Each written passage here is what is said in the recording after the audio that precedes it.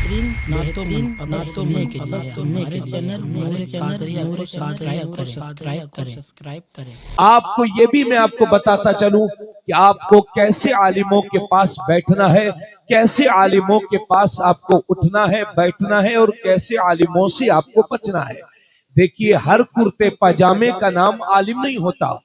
आजकल हमने तो ये समझ लिया है, बल्कि अपने इलाके में तो गनीमत है, जब हम बहराइच, गोंडा, बलरामपुर जाते हैं तो वहां जो 9 साल पढ़ करके आता है उसको भी हाफिज जी कहते हैं, जिसने 10 पारा कर लिया वो भी हाफिज जी। तो भाई, जिसने 6 महीने पढ़ लिया वो भी हाफिज जी, और जो 12 साल मुबारकपुर और जामिया अजहर से पढ़कर आ रहा है वो भी हाफिज जी। तो फर्क ही क्या रह गया? लोगों ने ये भी जानने की कोशिश नहीं की कि आलिम किसको कहते हैं, कारी किसको कहते हैं, हिफ्ज में क्या होता है।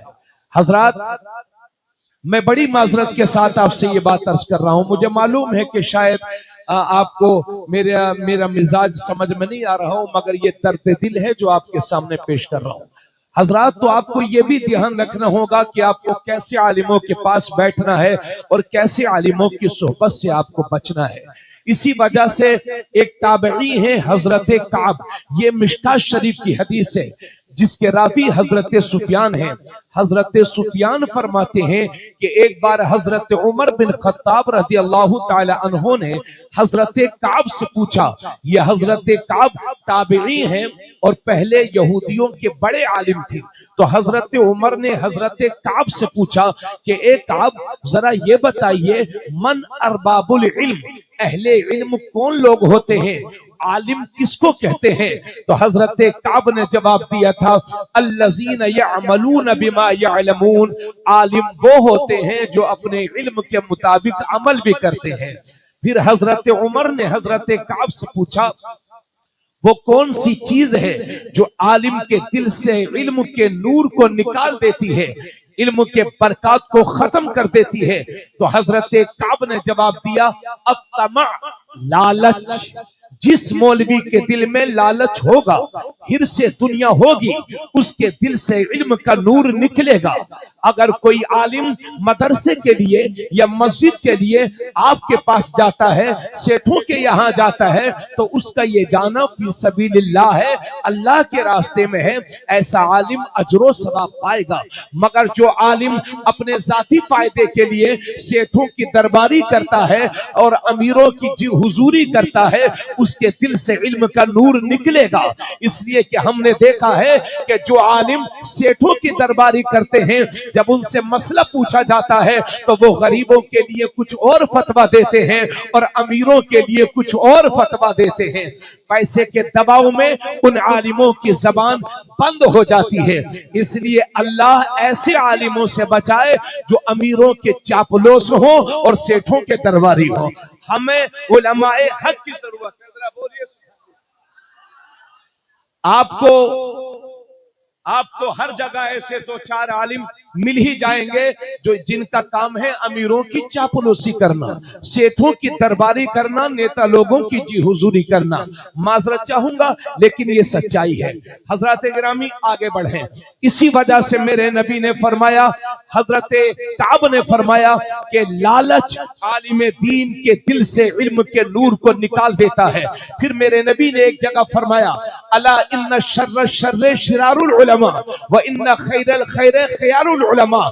खबरदार, दुनिया के सारे अच्छे लोगों में, दुनिया के सारे बुरे लोगों में जो सबसे बदतरीन लोग हैं वो उलमाए सू हैं, उलमाए शर हैं, और दुनिया के सारे अच्छे लोगों में जो सबसे अच्छे लोग हैं वो उलमाए हक हैं, उलमाए खैर हैं, उलमाए मसलके आला हजरत हैं।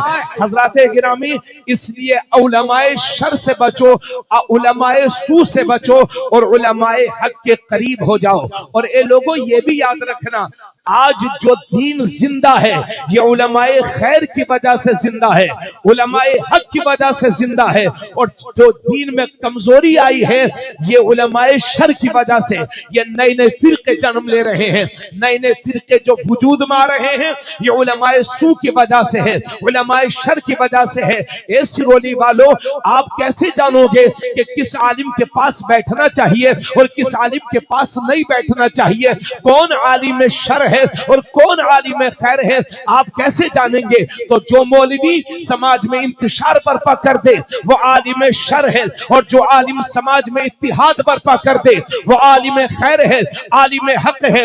और क्लियर सुन लो, जो आलिम हमारे बच्चों को मस्जिद का नमाजी बना दे वो आलिम खैर है, और जो मौलवी हमारे बच्चों को बदअकीदगी का शिकार कर दे वो आलिम शर है। जो मौलवी हमारे बच्चों को रसूलुल्लाह का गुस्ताख बना दे वो आलिम शर है, और जो आलिम हमारे बच्चों को रसूलुल्लाह का वफादार बना दे वो आलिम खैर है। और क्लियर सुन लो, साफ साफ लफ्जों में सुन लो, जो मौलवी ये कहे कि रसूल की ताज़ीम ऐसे करो जैसे कि बड़े भाई के करते हैं वो आलिम शर है, और जो दुनिया को ये बताए कि सरवर कहूं कि मालिक मौला कहूं तुझे, बागे खलील का गुले ज़ेबा कहूं तुझे, तेरे तो बस बेतनाही से है बरी, हैरा हूं मेरे आका मैं क्या क्या कहूं तुझे। लेकिन रज़ा ने खत में सुखन इस पे कर दिया, खालिक का बंदा खल्क का आका कहूं तुझे, वो आलिम हक है, आलिम खैर है। जो मौलवी ये कहे कि या रसूल अल्लाह कहना हराम है, या रसूल अल्लाह कहना शिर्क है, वो आलिम शर है। और जो आलिम ये बताए कि दुश्मन अहमद पे शिद्दत कीजिए, मुल्हिदों से क्या मुरब्बत कीजिए, गैज़ में जल जाए बेदीनों के दिल, या रसूल अल्लाह की कसरत कीजिए, वो आलिम खैर है, आलिम हक है। जो मौलवी ये कहे कि रसूलुल्लाह का को जैसा इल्म था ऐसा इल्म तो बच्चों को गधों को भी है, माज़अल्लाह,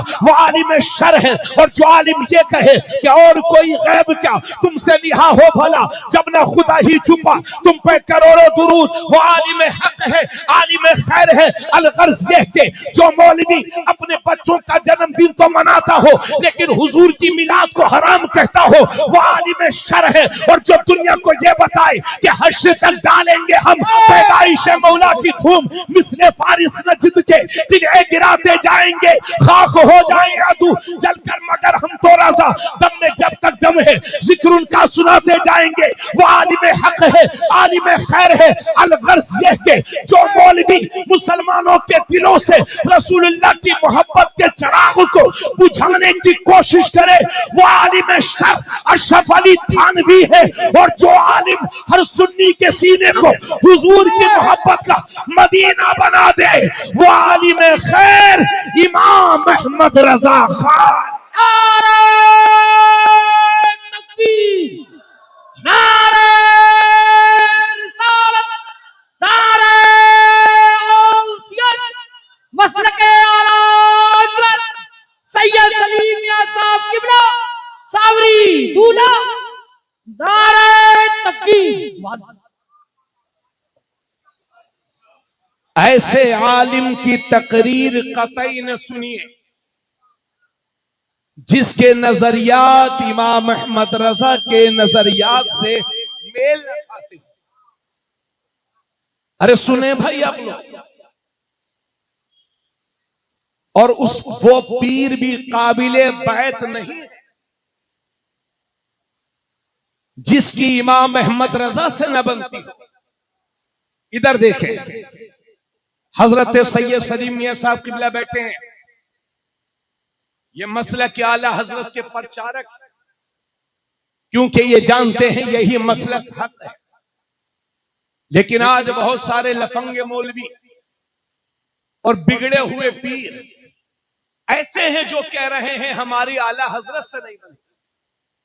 बहुत सारे मौलवी ऐसे हैं जो कहते हैं अरे अहमद रजा मौलवी तो थे, हम तरीकत वाले हैं, वो शरीयत वाले, मौलवी थे वो। कुछ लोग पूछते हैं भाई क्या आला हजरत वली थे?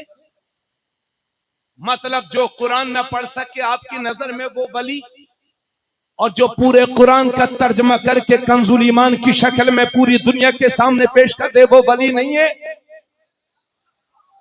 ला उर्दू जबान में इमाम अहमद रजा से कुरान करीम का बेहतरीन तर्जमा अगर किसी ने किया हो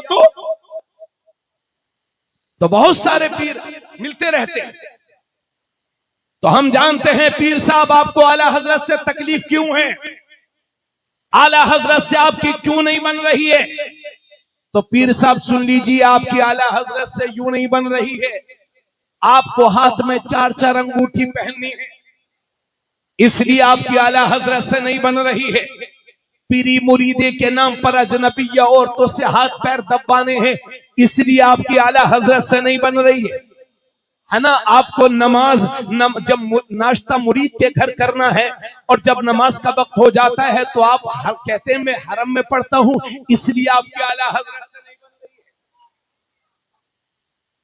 आला हजरत से उसी की बनेगी जो पढ़ा लिखा होगा। हर जमाने और हर इलाके की पहचान अपने जमाने में अलग अलग होती है। दौरे हाजिर में हिंदुस्तान में इस्लाम और सुन्नियत की पुख्ता पहचान है इमाम अहमद रजा की जात। इसलिए आला हजरत चिढ़ने की चीज नहीं है, आला हजरत पढ़ने की चीज है। और मैं तो बहुत सारी जगहों पर कह चुका हूं, हिंदुस्तान की तमाम खानकाहों की आबरू को बचाया है इमाम अहमद रजा खान। इसलिए किसी भी खानका के सज्जादा को यह हक नहीं बनता कि 14वीं सदी के मुजद्दिद की वो मुखालिफत करे। भाई बात समझ रहे हैं कि नहीं? इसलिए सिर्फ यही मत देखा करो कि इमाम साहब मसले के आला हजरत वाले हैं कि नहीं, बल्कि जब रिश्ता देखने जाया करो तो भी पूछ लिया करो आला हजरत वाले हो कि नहीं। मसला के आला हजरत सिर्फ मस्जिद तक ही ना रहे, आपके घर तक पहुंचे। बोलो भाई बात समझ में आ रही है कि नहीं? अब जरा आइए, इतनी बातें सुनने के बाद